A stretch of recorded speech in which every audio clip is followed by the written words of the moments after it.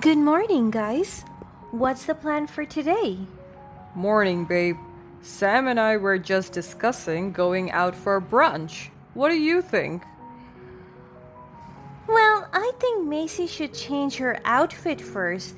That dress is so frumpy and outdated. It's not doing any favors for her figure. I thought it looked nice. It's comfortable and I like the print. Comfortable, maybe, but it's doing nothing to enhance your looks, dear.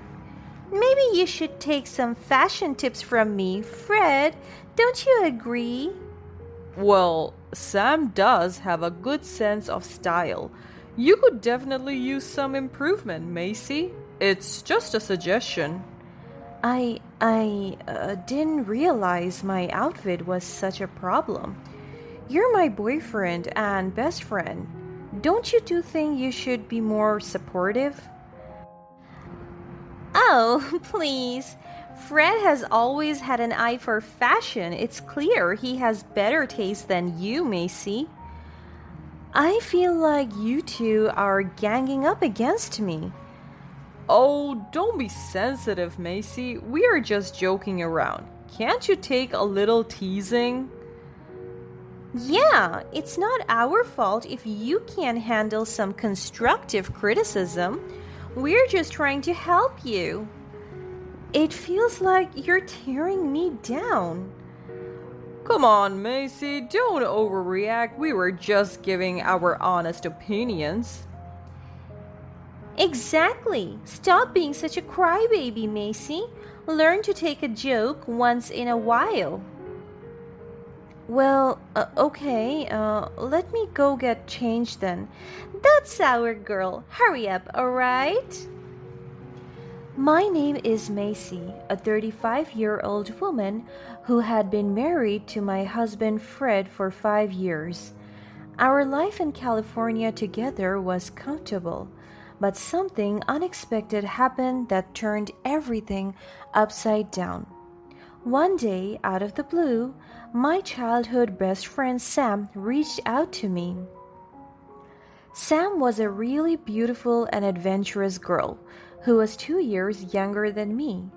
We had been inseparable during our younger years. We shared secrets, dreams, and countless adventures. However, as we grew older, Sam started making choices that led her down a troublesome path. She began dating problematic guys, and as a result, our bond slowly began to fade. There were rumors that she had become pregnant by one of her ill fated partners and had even left her family behind to be with him. When Sam contacted me, I was caught off guard. Memories of our past flooded my mind, both the cherished moments we had shared and the troubles that came later. I had no idea what happened to her rumored baby or partner. Despite the difficulties we had faced together, I couldn't ignore the connection we once had. Deep down, I still cared for Sam and hoped that maybe this was an opportunity for her to turn her life around. Although hesitant at first, I eventually agreed to let Sam stay with us in California. I made the decision without revealing our complicated history to my husband Fred. I knew it wouldn't be an easy situation to explain, and I didn't want to burden him with the complexities of my past friendship.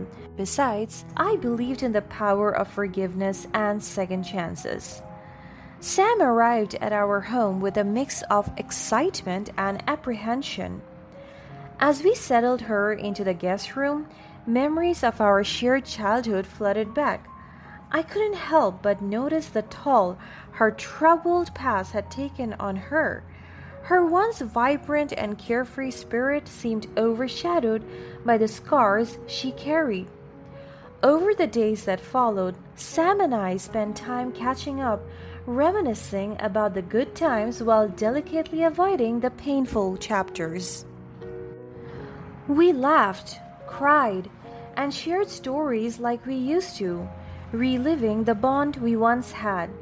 It was as if time had momentarily stood still, allowing us to reconnect on a profound level. She also let me in on her past. It turned out there was never any baby, but the partners she had were all jerks. She was determined to turn her life around, and she knew I would lend her a helping hand. As the days turned into weeks, Fred grew curious about the mysterious guest staying in our home. He questioned me about her, sensing that there was more to the story than I had initially revealed. I reassured him that Sam was simply an old friend going through a tough time, leaving out the details of our complicated history. Deep down, I knew that by keeping this secret, I was treading on thin ice. The truth had a way of unraveling even the most carefully woven fabric of deception, but I couldn't bring myself to expose Sam's past to Fred, not when she was finally trying to rebuild her life. In the beginning, Sam maintained a distance, retreating into her own room for most of the days. However, as time passes, I started noticing a change in her demeanor. Sam's guarded attitude slowly melted away, revealing something that seemed to resonate with my husband Fred. To my surprise, Fred's curiosity about Sam slowly pulled them closer to each other. There was a subtle alliance between Fred and Sam that really bugged me. They began spending more time together, engrossed in conversation that stopped abruptly whenever I approached. It didn't take long before their friendship turned into a campaign against me. They were giving hurtful remarks as if I had unknowingly become the target of their mockery. One day during the weekend, as soon as I walked out of my bedroom with a nice outfit, I could already feel their judgmental looks. Good morning, guys. What's the plan for today? Morning, babe. Sam and I were just discussing going out for brunch. What do you think? Well, I think Macy should change her outfit first. That dress is so frumpy and outdated. It's not doing any favors for her figure. Oh, I thought it looked nice. It's comfortable, and I like the print.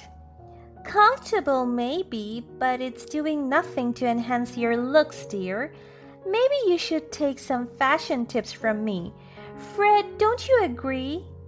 Well, Sam does have a good sense of style. You could definitely use some improvement, Macy. It's just a suggestion. I didn't realize my outfit was such a problem. You're my boyfriend and best friend. Don't you think you two should be more supportive? Oh, please. Fred has always had an eye for fashion. It's clear he has better taste than you, Macy. I feel like you two are ganging up against me. Oh, don't be so sensitive, Macy. We're just joking around. Can't you take a little teasing? Yeah, it's not our fault if you can't handle some constructive criticism. We're just trying to help you. It feels like you are tearing me down. Come on, Macy, don't overreact. We were just giving our honest opinions. Exactly. Stop being such a crybaby. Macy, learn to take a joke once in a while.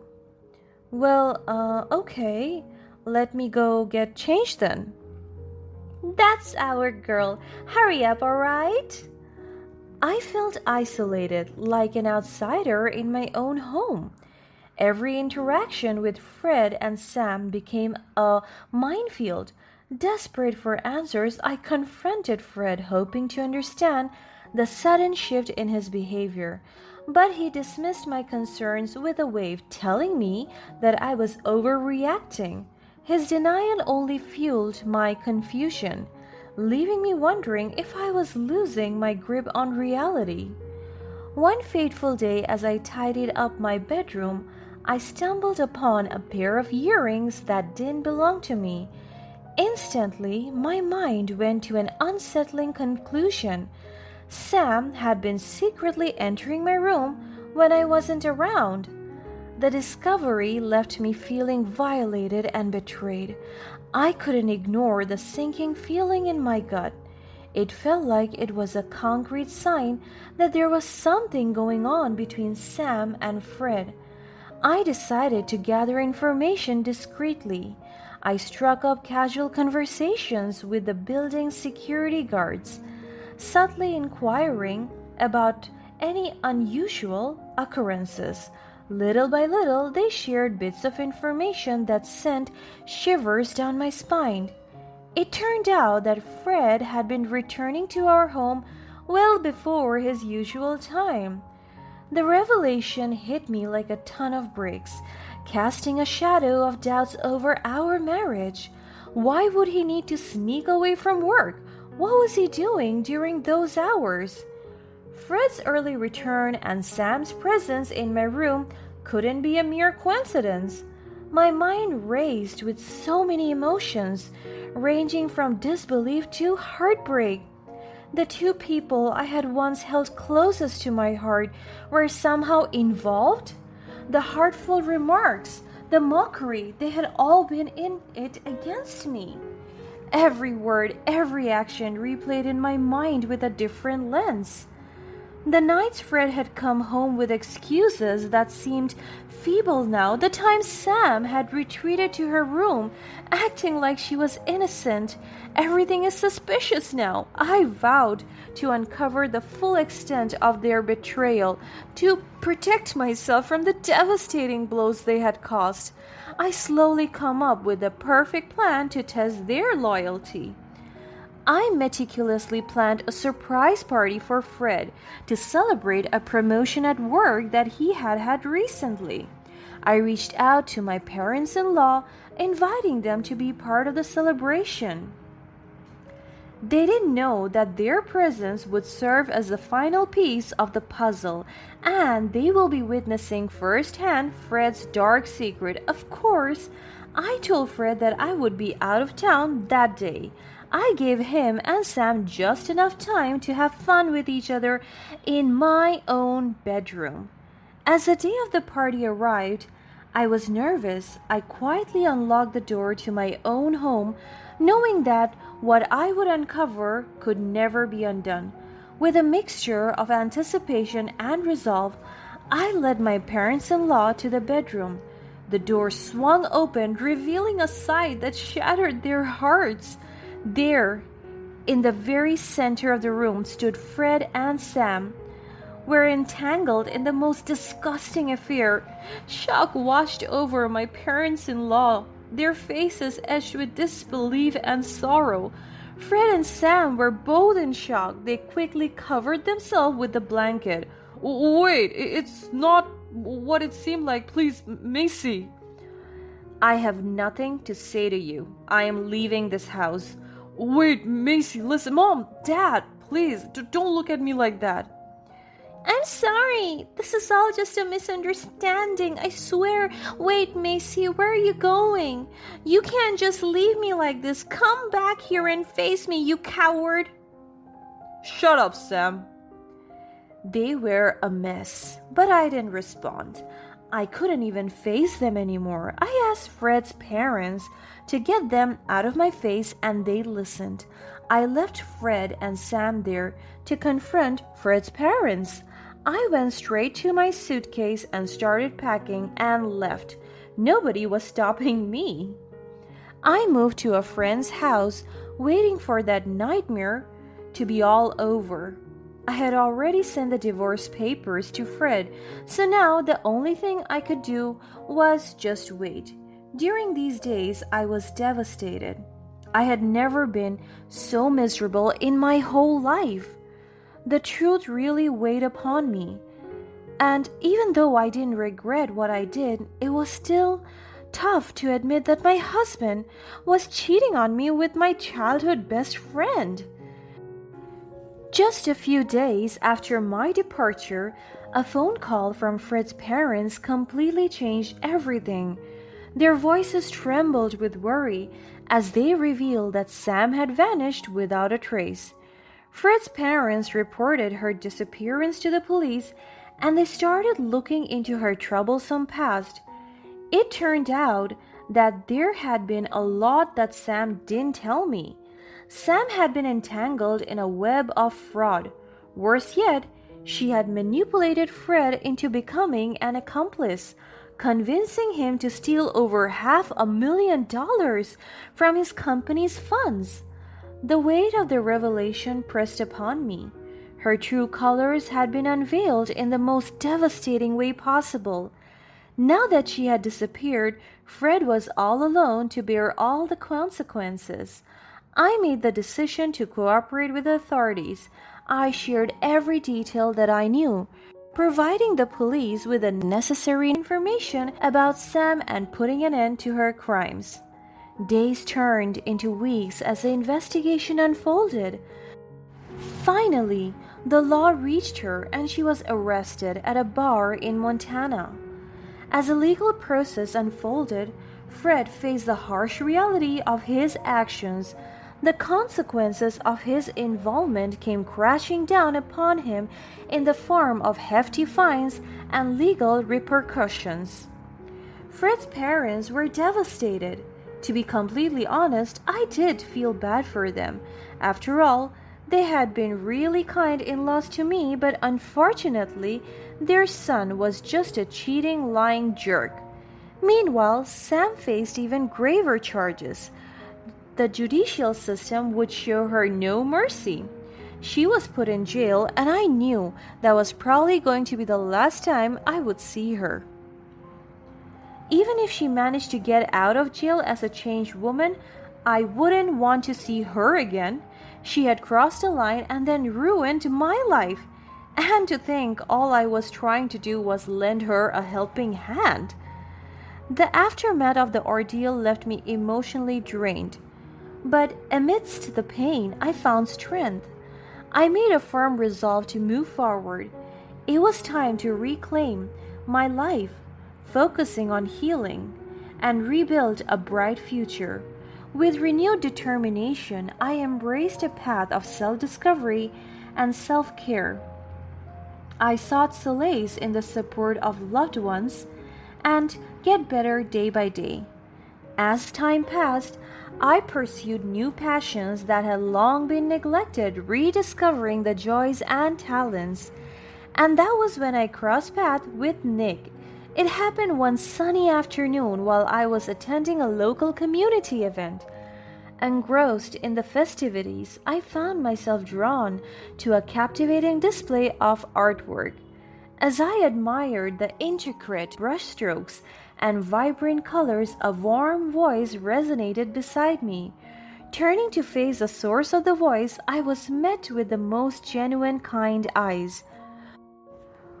We struck up a conversation, effortlessly sharing our thoughts on art, life, and the myriad of experiences that had shaped us. We discovered shared interests, shared values, and a deep understanding. Nick possessed a compassionate nature, always attentive and empathetic to those around him. With him, I found a safe haven where I could fully embrace my journey of healing. Together, we embarked on adventures, whether it was hiking through scenic trails, exploring quaint towns, or simply sharing quiet moments of joy in each other's company. We navigated life's ups and downs together, communicating openly and honestly. Nick was truly a partner who cherished and respected me, someone who brought light and joy into my life. And so, with a heart brimming with gratitude and a free spirit, I walked towards a brighter future, leaving behind the toxic past and embracing a life filled with love, joy, and the promise of a happily ever after.